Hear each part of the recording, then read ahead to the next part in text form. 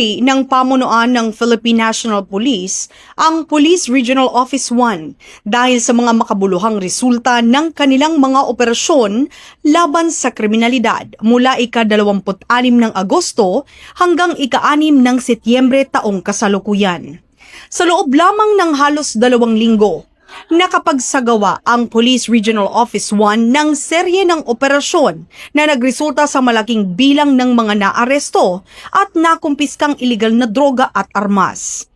Umabot sa 56 na anti-drug operations ang kanilang isinagawa, kung saan nasabat ang humigit 600 gramo ng shabu, mahigit 60 gramo ng marijuana at mahigit sa 10,000 ng marijuana plants at 1,000 punla ang na-eradicate sa mga kabundukan ng kanilang nasasakupan. Ito ay may kabuang tinatayang halaga na aabot sa 6.1 million pesos ang mga nakumpiskang iligal na droga. Sa mga operasyong ito, 67 katao ang naaresto at nasampahan ng kaso sa ilalim ng Republic Act 9165. Hindi rin nagpahuli ang Police Regional Office 1 sa pagtugi sa mga wanted criminals, kung saan 82 individual ang nadakip, kabilang ang 9 na most wanted person sa rehiyon. Sa kampanya naman laban sa loose firearms at explosives, nakapagsagawa naman ito ng 15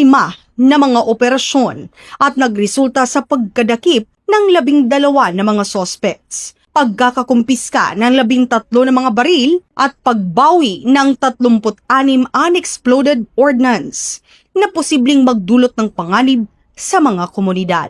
Ayon kay Acting PNP Chief, Police Lieutenant General Jose Melencio C. Nartates Jr., ang mga tagumpay na ito ay nagpapakita ng dedikasyon ng Police Regional Office 1 sa pagbibigay ng ligtas at mapayapang pamayanan. Hinimok din niya ang iba pang unit ng PNP sa buong bansa na tularan ang ipinakitang sipag, integridad at malasakit ng Police Regional Office 1 upang matiyak ang seguridad ng bawat Pilipino.